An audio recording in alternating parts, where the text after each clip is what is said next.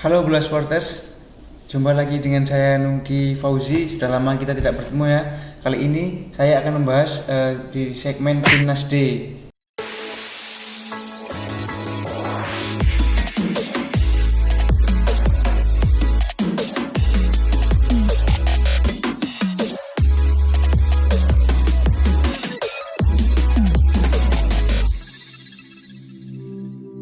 Jadi kemarin kan Timnas U19 Indonesia sudah menjalani training camp di Kroasia.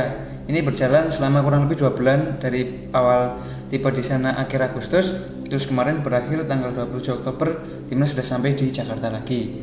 Nah, di bawah pimpinan pelatih asal Korea Selatan Shin Tae-yong, itu Timnas U19 Indonesia sudah menjalani 11 pertandingan uji coba internasional, dan lawannya bukan tim rendah ya, lumayan bagus-bagus juga di Eropa. Salah satunya itu Kroasia yang masuk tim besar juga ya di Eropa. Nah, dari 11 pertandingan itu Timnas U19 Indonesia meraih 5 kemenangan, 3 kali seri dan 3 kali kalah. Itu untuk kemenangan terbesar sendiri didapatkan ketika Timnas U19 Indonesia melawan Hajduk Split. Itu adalah pemuncak klasemen Liga Junior Kroasia. Jadi sebelum melawan Timnas ini, Hajduk ini dia 9 pertandingan tak terkalahkan di Liga Junior. Nah, ini sebuah prestasi bagus di mana Timnas mampu menang 4-0. Meskipun ada kabar bahwa mereka tidak menurunkan kekuatan utama, tapi setidaknya ini sebuah perlawanan bagus dari Timnas U19 Indonesia. Nah, dari TC tersebut terlihat bahwa ini Timnas menunjukkan peningkatan ya dari Timnas U19.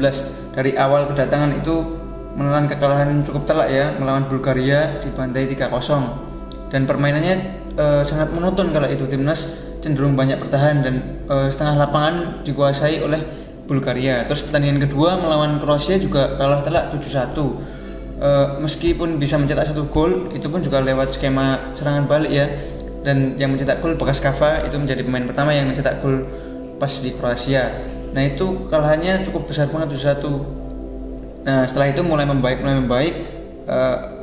Performa kemenangan yang puncak kemenangan itu didapatkan ketika melawan Qatar. Timnas mampu menang lawan Qatar dengan skor 2-1.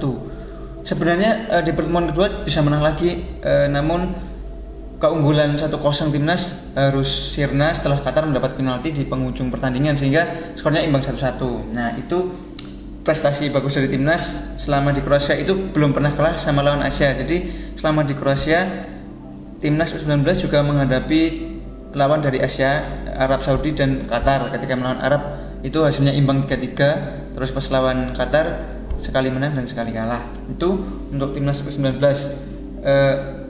Dari rapor tersebut terlihat bahwa Shin Tae-yong masih kurang memberikan menit bermain kepada beberapa pemain. Jadi intinya masih ada ketimpangan antara pemain utama dan tim cadangan. Nah, untuk itu di sini kami menampilkan 11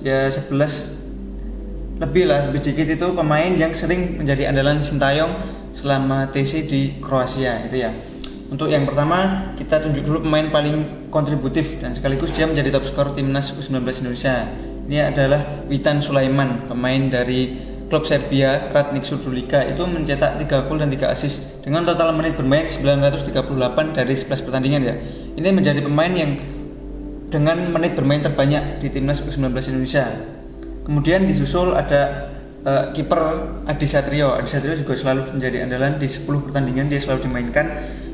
Meskipun harus kebobolan 16 gol, bahkan tadi di awal laga sempat kebobolan 3 atau 7 dan 7 gol, itu tetap dimainkan oleh Shin Tae-yong.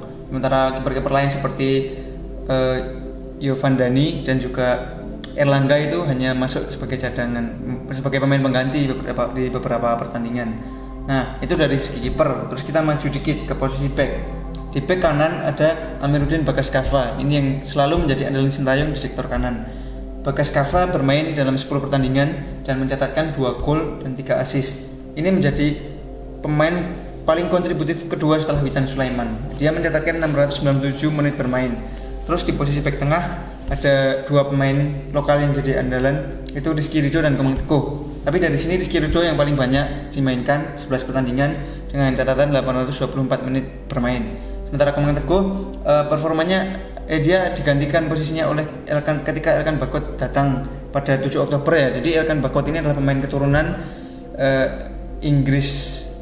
Thailand, Inggris, Indonesia gitu ya, kalau bisa dibilang. Nah, dia main di Ipswich Town saat ini. Nah, terus dia ikut gabung 7 Oktober. Nah, dari situ dia mulai ikut pertandingan timnas. Terus mulai dapat menit bermain langsung bahkan nggak pernah digantikan saat dia main 3 pertandingan sekaligus. Nah, itu Elkan Bagot. Jadi ada 3 back ini tadi, back tengah yang menjadi andalan Sintayong. Nah, salah satunya yang paling utama itu Rizky Ridho. Dia juga ditunjuk sebagai kapten pemain Persebaya ini. Terus posisi back kiri ada Pratama Arhan, back PSIS Semarang. Pratama ini bermain sebanyak 11 pertandingan full, berarti dia dimainkan, tapi nggak full banget karena dia awal itu posisinya diisi oleh Yuda Febrian awal-awal. Dia hanya masuk pengganti, tapi semakin kesini Sintayong memberikan kepercayaan penuh kepada Pratama Arhan. Dia mencatatkan 888 menit bermain. Jadi posisi kedua setelah Witan Sulaiman. Nah, satu spesialisasi dari Pratama Arhan ini adalah lemparan ke dalam. Dia memiliki lemparan ke dalam yang cukup jauh. Jadi beberapa kali lemparan ke dalam dari Pratama Arhan bisa memberikan umpan langsung ke kotak penalti pertahanan lawan. 2 assist dicatatkan oleh Pratama Arhan dan 1 gol diciptakan Pratama ketika melawan Hajduk Split lewat eksekusi penalti. Terus maju sedikit ke posisi gelandang, kita geser ke sayap kanan. Di posisi sayap kanan Witan Sulaiman tadi. Terus pelapisnya memang sepertinya belum ditemukan yang pas gitu untuk Witan, karena dia masih sering dimainkan terus.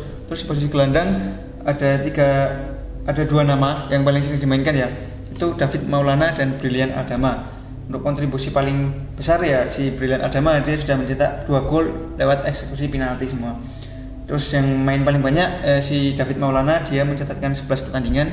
Terus menit bermainnya 747. Geser ke sayap kiri. Nah, sayap kiri ini cenderung tidak konsisten karena masih mencari-cari ya si Sintayong ini. Jadi ada Muhammad Supriyadi, ini yang paling sering Supriyadi dari Persebaya. Dia mencatatkan 8 pertandingan dan hanya mencetak 1 gol. Dengan menit bermain pun 396 itu terbilang rendah dibandingkan dengan Witan ataupun gelandang tadi ya, pemain gelandang. Jadi posisi sayap kiri kadang diisi Imam Zakiri, terus juga ada Irfan Jauhari juga kadang diplot di sisi kiri. Nah, untuk posisi penyerang ini ada 4 penyerang yang kami pilih yang setidaknya sering dimainkan secara bergantian. Memang Sintayong ini masih mencari komposisi yang pas untuk lini depan timnas U19 Indonesia. Nah, yang pertama itu ada Brevatari. Nah, Brevatari ini dia mencatatkan 7 pertandingan dengan koleksi 2 gol dan 2 assist. Nah, ini dia penyerang menurut saya paling kontributif ya, meskipun posisinya bukan sebagai target man ya, tapi dia mampu mencetak gol dengan efektif. Terus posisi kedua ada Irfan Jauhari. Irfan Jauhari juga sering menjadi andalan meskipun kadang diposisikan sebagai pemain sayap, tapi permainannya cukup bagus. Dia mencetak 2 gol untuk timnas dengan catatan 669 menit bermain, masih di atas Brevatari sedikit ya. Terus untuk posisi ketiga ada Sadam Ghaffar. Sadam ini dimainkan 11 pertandingan malahan, jadi dia sering jadi pengganti atau juga bisa jadi starter, tapi jarang dia dimainkan penuh 90 menit itu ya. Terus kontribusi Sadam sendiri, dia sudah mencetak 2 gol. Salah satu golnya ketika lawan Arab Saudi kemarin dengan yang bermain imbang 3-3. Terus terakhir ada Jack Brown. Jack Brown ini adalah permain transformasi dari Sintayong ya, spekulasi Sintayong untuk menggeser Jack Brown yang semula bermain di posisi gelandang, dia dijadikan striker. Nah, ternyata di posisi striker permainan Jack Brown cukup agresif ya. Dia sering memberikan tekanan meskipun dia hanya sering dimainkan sebagai super sub, sebagai pemain pengganti. Jack Brown ini pemain keturunan Indonesia Inggris, mencatatkan 4 pertandingan bersama timnas U19 Indonesia. Hebatnya Jack ini bermain cukup efektif. Dari 4 pertandingan dengan total menit bermain hanya 190 menit, dia mampu mencetak 3 gol untuk timnas U19 Indonesia. Itu bahkan sering menjadi pemberitaan bahwa Jack Brown ini bisa menjadi pemain masa depan untuk timnas Indonesia nanti ya, karena dia untuk sebelum gabung TC itu dia bermain untuk Lincoln City, tapi setelah ini kabarnya masih akan mencari klub baru di Eropa tentunya itu. Terus dari komposisi ya, komposisi untuk tim kurang lebih seperti itu untuk timnas U19 Indonesia.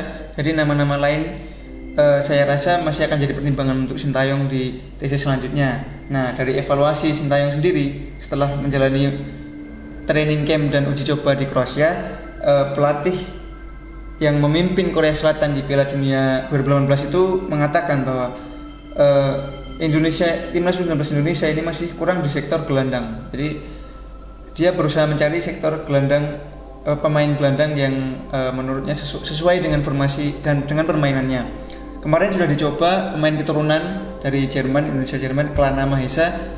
Sintayong menilai permainannya cukup bagus, jadi mungkin ke depan dia bisa menjadi opsi bagi Sintayong. Nah, dia juga secara terang-terangan mengatakan kepada Ketua Umum PSSI Muhammad Iryawan itu kalau ia membutuhkan gelandang yang gelandang jangkar gitu dengan postur tinggi sehingga bisa memenangi duel udara, terus juga transisi juga lebih bagus lagi. Nah, ini koreksi Sintayong juga di transisi menyerang ke bertahan dari timnas U19 Indonesia.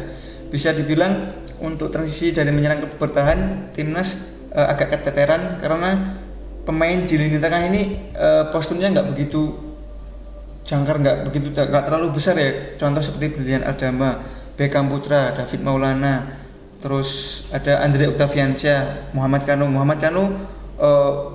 Untuk postur memang sebenarnya lumayan lah, tapi untuk melawan tim-tim Eropa saya rasa masih kurang tinggi untuk dia ya. Itu untuk lini tengah yang menjadi koreksi. Nah, 3 hal yang perlu ditingkatkan dari timnas sendiri menurut Sintayong itu adalah power pemain, kekuatan pemain dalam pertandingan, terus passing timing. Jadi kadang itu ketika passing nggak tepat momennya, jadi terlalu melebar atau terlalu jauh atau bahkan belum nyampe sudah terpotong. Nah itu terus sama positioning di lini depan. Jadi positioning pemain striker itu menjadi perhatian Sintayong selama TC di Kroasia kemarin. Nah itu evaluasi dari Sintayong terkait timnas U19 Indonesia yang kemarin TC di Kroasia. Nah untuk sementara kan timnas diliburkan. Rencana ke depan ini ada kabar bahwa timnas U19 Indonesia akan kembali menjalani pemusatan latihan secara virtual mulai 4 November nanti ya. Kemarin ada bocoran dari asisten pelatih Sintayong itu, terus ditambah lagi pernyataan dari internal PSSI bahwasanya rencananya ini nanti timnas U19 akan mengadakan TC pemanasan di Yogyakarta. Istilahnya jadi pemanasan ya ini ya, karena setelah dari Yogyakarta rencananya tim ini akan dikirim ke luar negeri lagi. Nah, Ketum PSSI menyebut 2 negara akan menjadi opsi. Awalnya 3, Perancis, Belanda, dan Jepang. Namun sepertinya Perancis batal karena kemarin turnamen Toulon dibatalkan. Nah, timnas kan rencananya ikut di turnamen Toulon itu, namun dibatalkan karena kondisi pandemi COVID-19. Nah, jadi opsinya 2 sekarang, antara Belanda atau Jepang. Nah, Muhammad Irawan sendiri cenderung ke Belanda. Kenapa? Karena di Belanda lebih banyak pemain-pemain keturunan Indonesia yang barangkali bisa dicoba oleh Sintayong ketika berada di sana. Itu untuk perkembangan timnas sejauh ini. Untuk perlu diketahui, timnas U19 Indonesia ini dipersiapkan oleh PSSI untuk tampil di Piala Asia U19 2020 yang gelarannya ditunda ke tahun depan. Nah, selain itu, tim ini juga diproyeksi untuk mewakili timnas Indonesia di Piala Dunia U20 2021. Seperti yang kita ketahui bahwa Indonesia telah ditunjuk oleh FIFA untuk menjadi tuan rumah Piala Dunia U20 tahun depan. Mungkin itu penjelasan kami tentang timnas Indonesia.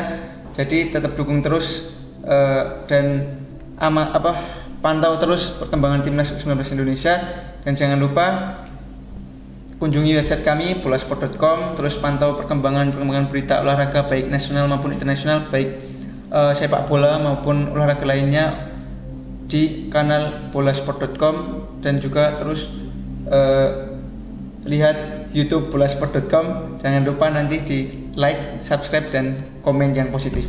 Terima kasih. Salam olahraga. Terima kasih sudah menonton. Silakan subscribe, like, dan jangan lupa komen di bawah ya Bola Spotter.